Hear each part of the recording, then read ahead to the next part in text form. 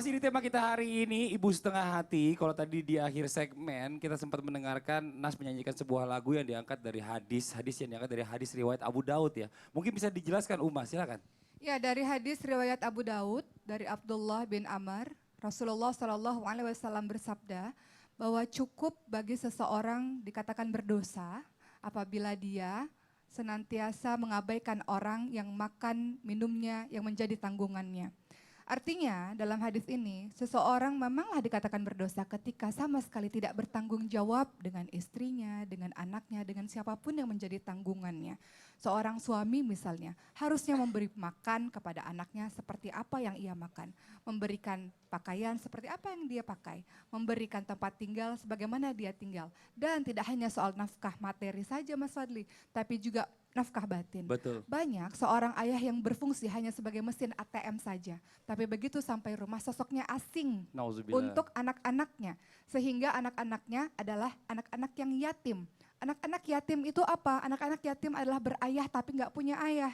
Anak-anak yang yatim adalah ayahnya ada tapi ayahnya adalah orang asing bagi dirinya. Karena anak-anaknya tidak pernah dekat dengan sang ayah. Tidak pernah dicium, tidak pernah dipeluk, tidak ada kasih sayang. Sehingga jiwanya kering. Mungkin secara harta, secara pendidikan, disekolahkan di tempat yang bagus. Tapi secara jiwa dia kering dari ayahnya. Padahal sosok seorang anak butuh figur ayah, butuh figur ibu. Tidak bisa satu figur saja karena ibu mengajarkan kepada mereka kelemah lembutan dan ayah mengajarkan mereka ketegasan pengambilan keputusan. Jadi apabila ada seorang ayah yang mengabaikan anak-anaknya maka ini termasuk golongan orang-orang yang berdosa. Ada jenis orang yang gak diajak bicara oleh Allah, yaitu siapa? Ad-dayus, orang yang gak punya rasa cemburu sama sekali. Gak cemburu anaknya pakai baju terbuka auratnya, pakai rok mini dan sebagainya. Gak cemburu anaknya berdua-duaan dengan laki-laki yang bukan mahram. Ini termasuk menelentarakan anak karena gak punya kepedulian terhadap benteng agama anak-anak itu sendiri. Itulah orang tua yang berdosa. Uma, terima kasih banyak Uma. Nah selanjutnya nih buat jemaah yang di rumah kita mau dengar kajian juga nih dari Ustadz Maulana tentang cara agar seorang ibu tidak menyia-nyiakan anak. Dan jika ada ibu yang seperti itu, bagaimana anak harus menyikapinya? Mohon izin Ustadz, silakan. Pertanyaan ini akan timbul kepada kita semua. Ketika ada orang tua menyia-nyiakan anaknya. Sebenarnya ketika anak tidak sadar bahwa sebenarnya orang tuanya itu tidak ada orang tua yang mau menelantarkan anak. Tidak ada orang tua yang memukul anak, tidak ada. Maka yang terbaik dari sosok anak adalah itu yang terbaik dari orang tuanya. Kadang ada orang tua yang menarik makanan dari mulutnya untuk diberikan kepada anaknya. Atau dia tidak jadi makan untuk anaknya. Tapi ingat, tidak sedikit ada orang tua yang berlaku zalim terhadap anaknya. Kenapa? Dia tidak memilikan ayah yang baik buat anaknya. Dia tidak memilikan ibu yang baik buat anaknya. Bagaimana aku bisa berbakti kata sosok anak kepada Umar bin Khattab. Bagaimana aku tidak bisa berbakti kepada orang tuaku. Ayahku memilihkan aku ibu yang buruk untukku. Carikan ibu yang baik. Dan didiklah anak-anak kita dengan didikan yang bijak. Dengan penuh kesabaran. Mohon maaf. Kita memang bukan manusia yang sempurna. Dalam hal ini tidak luput dari kesalahan, kehilapan, kesempurnaan. Tapi kadangkala ada orang tua tidak sabar, mau cepat melihat anaknya dewasa. Hati-hati. Kedurhakaan itu diambil dari awal. Anak akan merasa kenapa aku diberi nama buruk. Ayo kasih nama anak dengan nama yang baik. Nora, Aira, Anwar, Masyita, dia kan bangga dengan namanya. Muhammad, Ahmad. Itu nikmat. Ibu sudah memiliki nama aku yang terbaik. Maryam, wow. Dan nanti aku kelak berterima kasih. Khadijah, enak kan? Rakila, pasti gitu. Itu sosok kebanggaan. Jangan carikan nama yang buruk. Nama dalam Al-Quran kok Abu Lahab. Aduh. Dia kan marah, kenapa aku diberi nama ini? Ajarkan Al-Quran dan mengamalkannya.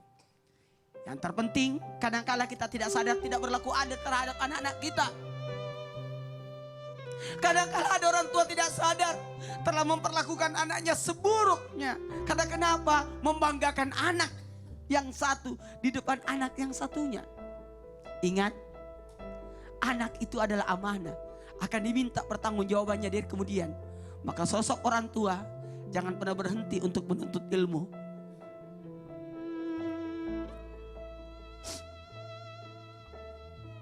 Sosok orang tua bukan sempurna juga. Bisa minta maaf sama anaknya, boleh gak apa-apa kan? Ayo. Intan sayang, selama ini walaupun ibu yang melahirkan Intan, pastinya ibu akan banyak melakukan kesalahan-kesalahan yang disengaja maupun gak disengaja. Oleh karena itu ibu minta maaf apa yang telah ibu lakukan selama ini. Mungkin secara pernah, sengaja dan tidak sengaja. mohon maaf saya potong sedikit. Pernah meninggalkan karena kesibukan nyanyi? Saya pernah kuliah kembali, Kuliah sekolah kembali. lagi. Pernah kuliah kembali dan pada waktu itu saya mengambil kuliah malam hari. Intan masih kelas 6 SD. Dan dia selalu menelpon saya di saat saya sedang di kelas. Ibu kapan pulang? Jam berapa pulang? Itu pertanyaan yang Iya. menyakitkan.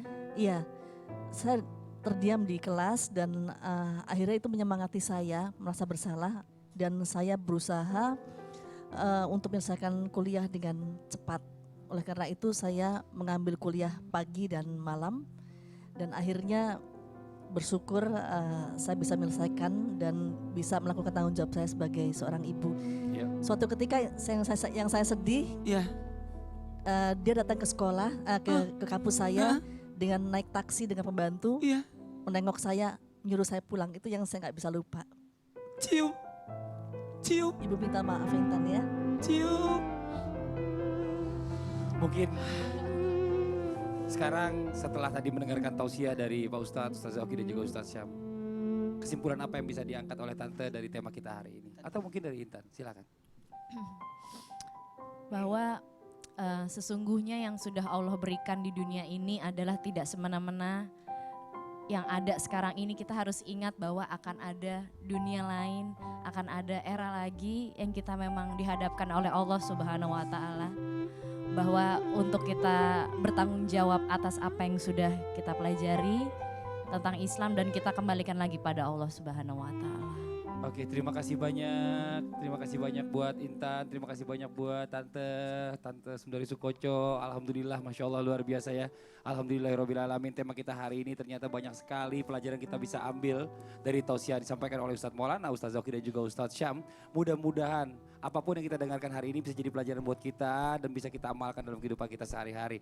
Sekali lagi kami ucapkan terima kasih banyak buat Intan, buat Tante Sundari Terima Sukoco kasih. yang sudah hadir di Islam Itu Indah. Terima kasih banyak juga buat jamaah yang sudah hadir di sini dan juga jamaah yang di rumah yang selalu setia menyaksikan Islam Itu Indah. Jangan lupa saksikan terus Islam Itu Indah setiap hari hanya di Trans TV. Akhirnya saya Fadli mau undur diri, mohon maaf atas segala kekurangan. Wabillahi taufiq wal hidayah. Wassalamualaikum warahmatullahi wabarakatuh. Salawatan. Salatullah salamullah ala toha rasulillah. Salatullah salamullah ala yasin habibillah. Tawassalna bismillah wabil hadi rasulillah wa